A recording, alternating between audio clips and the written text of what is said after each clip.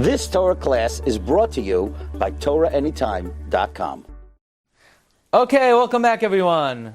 So, we're continuing in our series on Rabbi Yehuda Hachasid. In part 1, we discussed his family origins. Part 2, we discussed Rabbi Yehuda Hachasid's personality. In part 3, we established the opinion of the Noid Yehuda. And in last session, number 4, we explained that Rabbi Vadia supports the Noid Yehuda's position based on the Kesef Mishnah. And in last session, we explained that the Noid Yehuda felt that there are certain rayas from the Gemara and Brachos which were challenged by the Shas Tshuva Zichra and Yehuda. And also we brought a raya from Shmuel Saba that you're allowed to have the same name. However, that might not be a raya because there was a nuance of difference in the name. Now we would like to investigate a major opinion on this sugya, and that is the opinion of the Divrei Chaim, the Sanzarav. Tremendous Goin, tremendous tzaddik. The Sanzarav, I think, is the patriarch of Kloisenberg, the Divrei Chaim. Well, Rabbi Say, one of the major questions the Rabbi Yehuda had on Rabbi Yehuda Chasid is the Mishnah says, and the Gemara says, it's a mitzvah to marry your niece. So how could Rabbi Yehuda Chasid come and say you shouldn't do it? So the Sanzarav has a very interesting go'inos on this. Look at number 15. Mechtava Higiani, I got your letter. V'hinei lefalpo b'zeh hu l'maisar. To talk about this is like pointless. She'ein lanu shum yediyah. We don't know anything about it. V'hu midvar manastarim. It's one of the hidden things. We're going to start clearing. Oh, Rabbi Yehuda Chasid said don't marry your niece. Does it apply? Does it apply? Doesn't apply. We have no idea why he said it. Who knows why he said it? It's beyond us to even begin to investigate. He says, with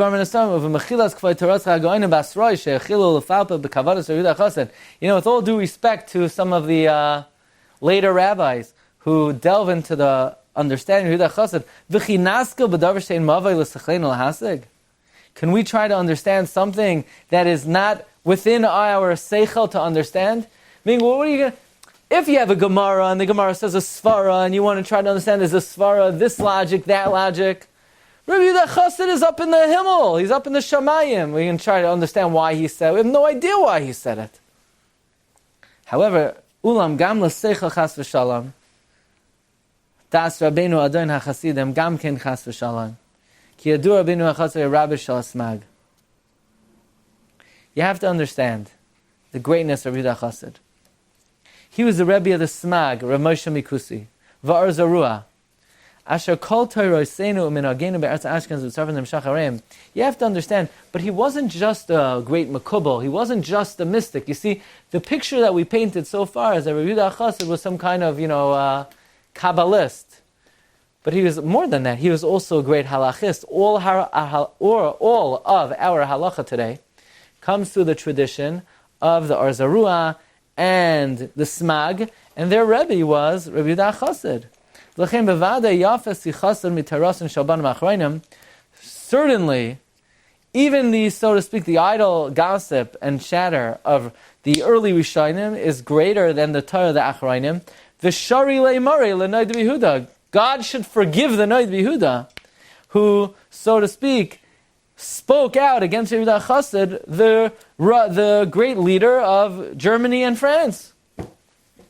Says the Divrei Chaim, as great as the Noid Yehuda is, we will compare him to Tyrasan Shel Banim, but he's from the Banim. And Yehuda Chasid is Sichasan Shel the Avos.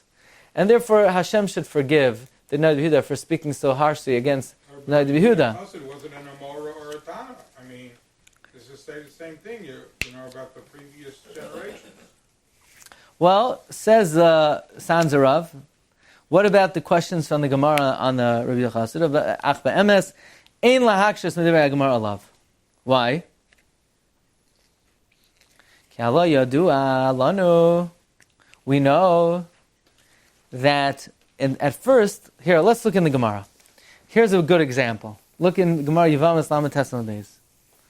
Barishayna shahayim miskavnim l'shem mitzvah.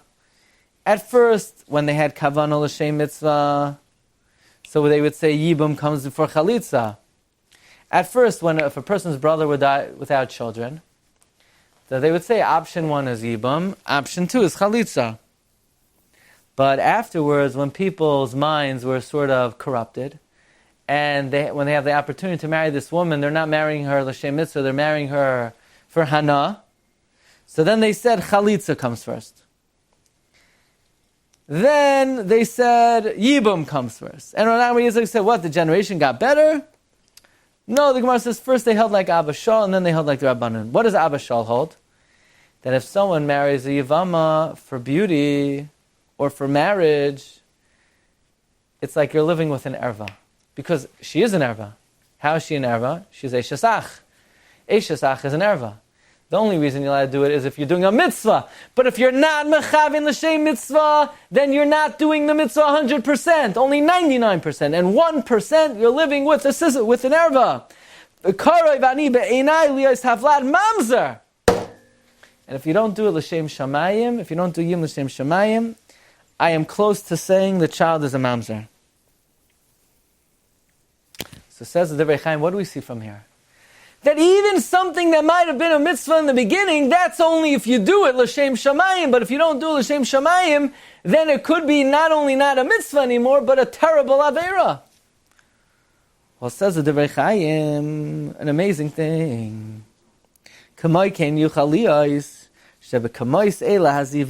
These marriages. The Gemara doesn't say 2 brothers can't marry 2 sisters. In fact, we find they did. The Gemara says the mitzvah to marry your niece. Avadas a mitzvah. When you do it, l'shem mitzvah. But b'avnosenu arabim, if we're going to marry our niece, it's not going to be because of the mitzvah. It's because you want to marry her. So then it's like living with an erva. That's Pshan Rabbi Yehuda Chasid. Avada 2 brothers could have married 2 sisters if they do a l'shem shamayim. But nowadays, people are suspect, and they're not going to do a l'shem shamayim, and therefore Rabbi Yehuda Chasid could say, don't do it. That's a very big read into the words. Says the Divrei Chaim, Kamay kein yuchal liyos, shebe kamayis eila azivugim im haya achiton l'shem shamayim, like in those Rishonim, we would say, Shomerei mitzvah lo yeda davara. And therefore, in the times of the Gemara, they weren't zahir, adarabba, they commanded to do it. But the Chasid, the Rabbi Chasid, he saw that the kavanah of people is weak, and he understood l'fi goyda chachmasai that there are some hakpados regarding the shidduch, and vadai, the later chacham cannot push with the earlier chachamim, because we're nothing connected the chacham and the Torah and the Chasidus and the Yira, and we have to be makabel ba'ahava, even if it's against the Gemara, says the Divrei Chaim. Because we have to presume they knew they couldn't argue on the Gemara, and if they did, there must be, because they understood the Gemara only allowed it, because they'll do it l'shem shamayim, and if you're not going to do l'shem shamayim, it's going to be asar. That's a ga'inus. If you agree with it. However, says the Divrei Chaim, we're not sure if he meant for his descendants only, or for the greater Jewish community. Therefore, since we're not sure what he meant, we should apply the klal, the Gemara, the Yushalmi in Peah. Im halacha refefes bi yadecha. Then the halacha is when you don't know what to do. Im la itzedi lach hayafa banashim tzilach bikvei hatzayin. I mean, if you don't know what to do, what's the rule? Go see how Jews are noyeg. Go see how Jews are firzach, and then you follow suit. Well, since we don't know if Rabbi Yehuda Chasid meant to his descendants or to the whole world, says the Divrei Chaim, I look around the Jewish community today, people are only makbid about a woman and their daughter-in-law having the same name. Because this is mentioned even in the Mishnah's Chasidim. But other things, father-in-laws and windows and all that other stuff, nobody's careful about. Not in Kloisenberg. Nope. They're only worried about, it says in the Sanz Rav, if you look around, people are only worried about the mother-in-law. Why? Because the mother-in-law is afraid she's going to get piger when she sees this daughter-in-law. But she doesn't know she's not the one who's in danger. It's the daughter-in-law who's in danger. But be it as it may, people are only makbet daughter-in-laws. And since probably his kavanah was only Lazaroi, that means that the Mishnah's Chasidim probably understood that everything else was only for his descendants. Okay, so that's a very interesting take on the whole thing. Because the Rabbi Yehuda had many questions on Rabbi Yehuda Chasid against the Gemara. So basically, what did Rabbi Yehuda do? He dismissed Rabbi Yehuda Chasid. Says the Sons of Rav, God should forgive the Rabbi Yehuda. You can't just dismiss the Rabbi Yehuda Chasid. The reason why the Gemara says it's asur, it's mutter, is because in time it is mutter, provided you do it l'shem shamayim. Rabbi Yehuda Chasid looked into people's hearts. He saw the kavanas were questionable, and therefore he forbid these relationships. But at the end of the day, the Sons of Rav dismisses Rabbi Yehuda Chasid just like Rabbi Yehuda did. Why?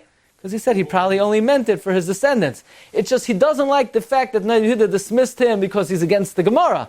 He feels he's not against the Gemara. You could always give this answer. But the he... Sons of Rav would hold also that you have to follow Shas and Poskim, right?